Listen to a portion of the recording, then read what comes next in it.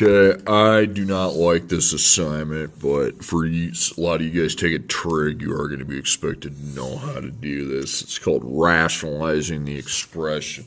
Here's how you rationalize. You take this term, the whole thing, this expression, then you're going to times it by something else. Now here's the deal. Do you have an adding or subtracting in there? No, you don't. So if you don't have an adding or subtracting, you are just going to times by the letter I. Okay? So that's all you're doing. You're just taking 6i times 1i.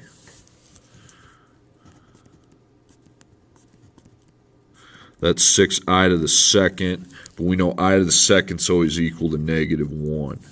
And then the product of negative 6 and negative 1 is negative 6.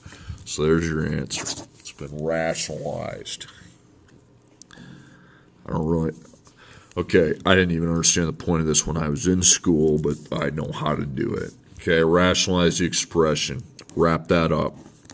Do you have a plus or minus? You don't. So you're just going to times by the letter I. That's simple. It's just one product you have to find. 4i times I.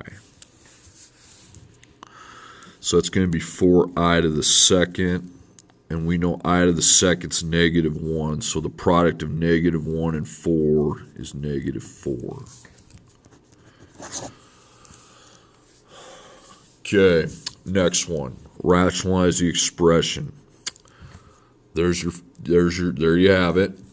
Now, do you have a plus or minus here? You do. There's a plus. So what you're going to do is switch the plus to a minus, and you're going to put the same two terms. Okay? It's called what's called the conjugate.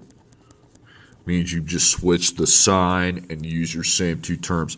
Well, this needs to be then a FOIL. Okay? I need to take 3 times 3. I need to take 3 times negative 5i. 5i times 3. Then 5i times negative 5i. So this is 9. That's negative 15i.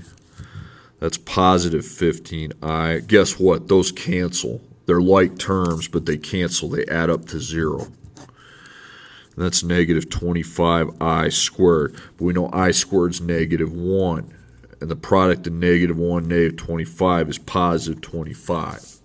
So 25 plus 9 is 34. So now that's been rationalized. Okay, likewise down here.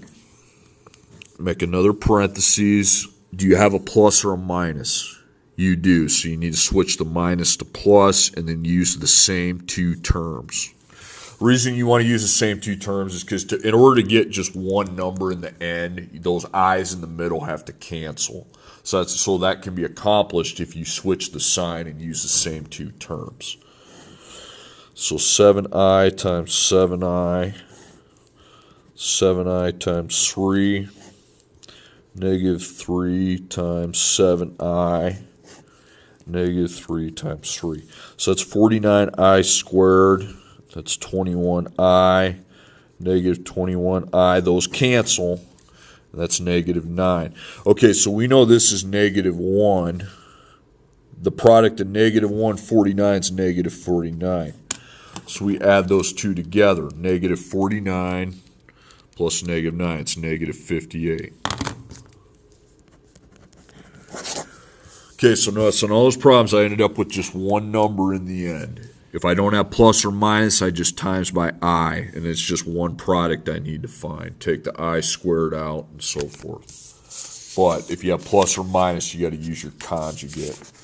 Pause the video and do 1 through 4 and then come back. Because if you try to do it all at once, it's going to be just a pain and a headache.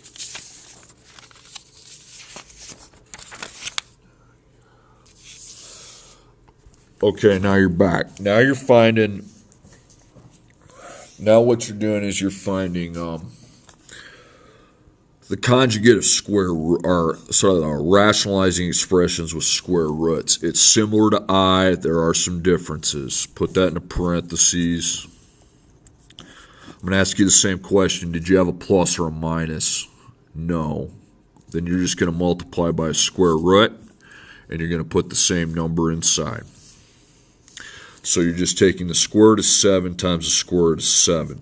Now I multiply these, it's the square root of 49. But the square root of 49 equals 7, dude. So there's your answer, 7. Okay, 6 square root of 10. Do you have a plus or a minus? I know there's another number there, but do you have a plus or a minus? You don't, okay? So you just multiply by a square root and put that same number inside. So you just need to find one product. 6 square root 10 times square root 10. Now we want to put a 1 as a coefficient so I know exactly how this works. I take 6 times 1, that's 6. And the square root of 10 times the square root of 10 is 100. But the square root of 100, I'll even prove it to you, is just the number 10. So get rid of this and just put 10. So what's the product of 10 and 6? 60.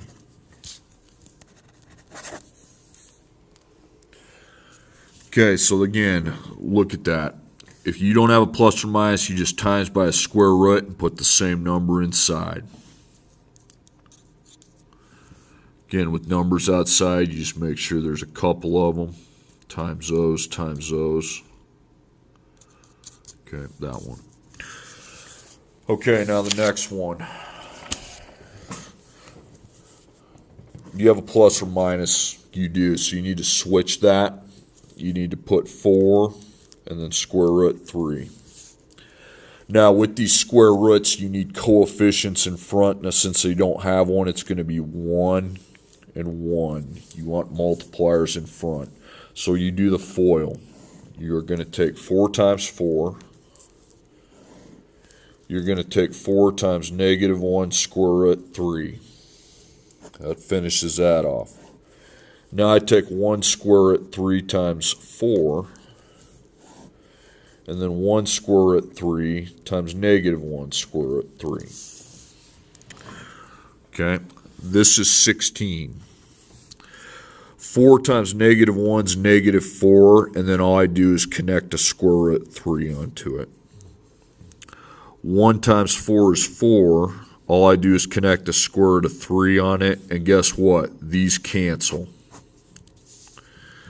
1 times negative 1 is negative 1. Now I need to multiply the 3's together because they are both in square roots, and that's 9. Well, what's the square root of 9? It's 3. What's the product of 3 and negative 1? It's negative 3. So now I take this and add them. 13 plus negative 3 is 13. 16 plus negative 3 is 13. Okay. You got a plus or a minus, you do. You got minus, you got to switch that then. And then you got to put the same two terms. You need to put 1s as coefficients, so and now you multiply. 8, there better be an 8 times 8. 8 times 1 square root 5. Negative 1 square root 5 times 8. And negative 1 square root 5 times 1 square root 5. Okay, so that's 64. That's going to be 8 square root 5. Negative 1 times 8 is negative 8 with a square root 5. And then we take negative 1 times negative 1, negative 1, and then we multiply the 5's to get the square root of 25. Now, what is our square root of 25? It's 5. What's the product of 5 and negative 1? It's negative 5. So we add 64 to negative 5. That's going to be 59. Okay, got some more on here.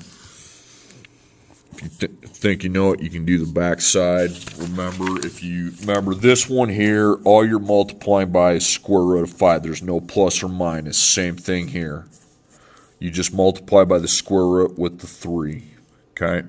You don't do the FOIL. This one you got to do minus. That one you got to switch to plus, but then the rest of it's... Okay, so plus, you switch that to minus 3, 4 square root 2. Okay, so I'm going to take 3 times 3.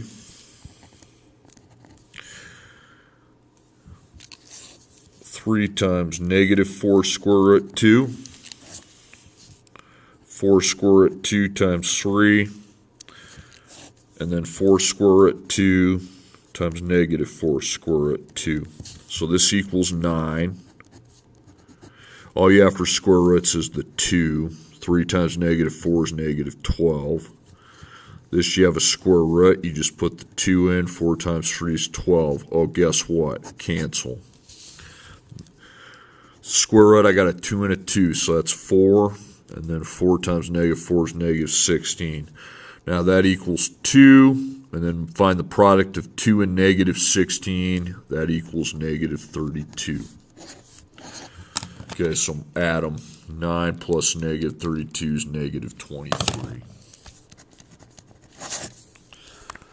Okay, next one. Again, you need to switch that plus to a minus, and that means you're going to be doing FOIL.